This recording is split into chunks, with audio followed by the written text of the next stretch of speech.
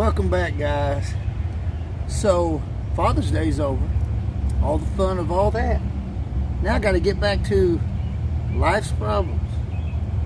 Oh my goodness, look at that.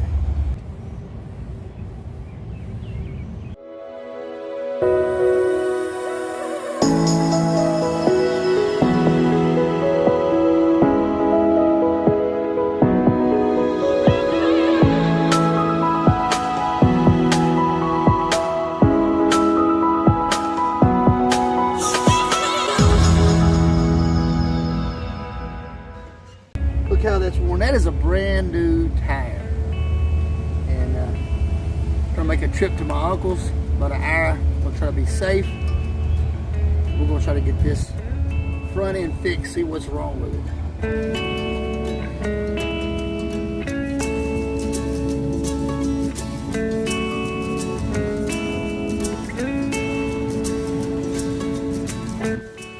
Alright guys, I'm sitting here at my uncle's business.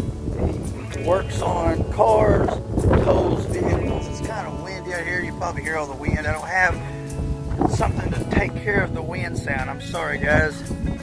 But my truck is in the shop because the tires, like you've seen, were worn, and they are the upper control arms. So it's going to be a little more than 24 hours to get that fixed. I'm waiting on a ride, and I'll get back to home, get prepared for tomorrow, because tomorrow I am headed to Hardy with my baby. That's right, we're going to go on a trip.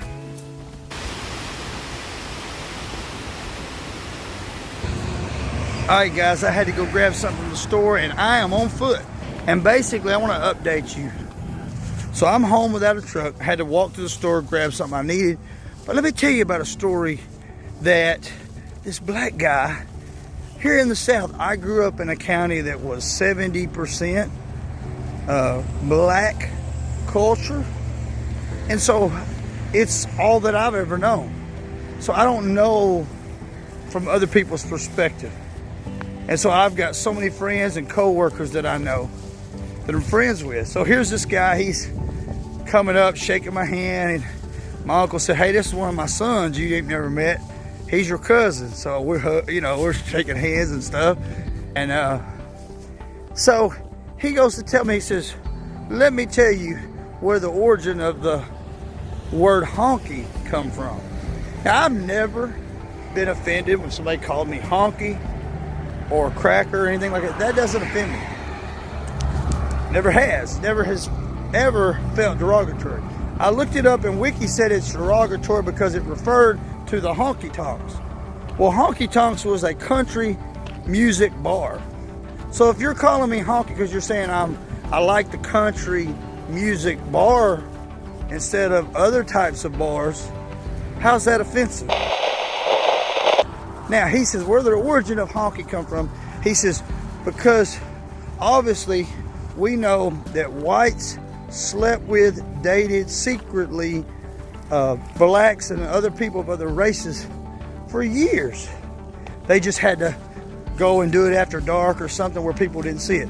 People who were even slaves, they had children by their slave owners. So he said, here you are in the 30s and 40s, and culture would not accept mixed relationships. Culture would. People in media, people in Hollywood wouldn't portray it on television at the time. But yet people, in society, liked people of color or whatever situation to not be bullied. They would keep it secret. So they would basically pull up to the house, to the black girl's house, and they would honk their horn. She'd come out. They'd go on a date or whatever. She might get pregnant. And that's why you have light-skinned brothers. And all that stuff happened in the 30s, 40s, earlier than that. Say, hey, he's honking for you. And they knew we can't let our relationship be public because society at the time could not handle it. And there's always something going on in society that people can't handle. People are too, they get their feelings hurt to accept. one thing that bothers me that people can't accept is people's faiths. People have their belief in God, and somehow their belief in God is somehow offensive to someone else. Now, all of us are going to have different ways of expression toward God.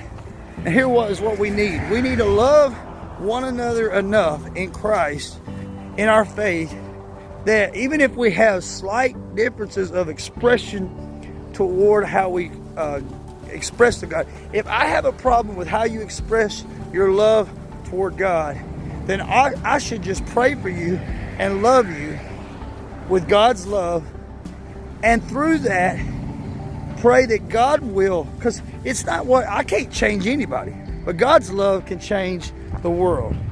So if I'll show God's love and I will show God's kindness, then that will over time, like, friend someone.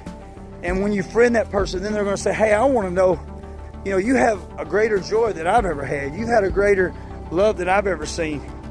And then you can find possibly a soul that is one to God in a greater capacity than they even already had. I'm not saying when you look at someone who's a sinner, they have no love for God. We all have a love for, if we believe in God, we all have a love for Him to some extent. It may just not be as strong as we think it should be. Anyway, I hope that helps. Thought it was an interesting story, because I always thought, why do people say this is an offensive word when it never felt offensive to me? Maybe it's the way the person uses it. If they go, you honky, I mean, if they talk like that, you could say that with you donkey, you, well, I'm in from the South. We're going to talk real South right now. You dirt dauber, you son of a biscuit eater. I'm just throwing out things I've heard. I mean, no matter what, if you use it in a certain way, it's going to be demeaning. It don't have to be that exact words and that exact spelling to be almost a curse that you're trying to talk down to somebody. So talk up to someone, respect them, love them as God loved us. He gave His life for us. Till next time, God bless.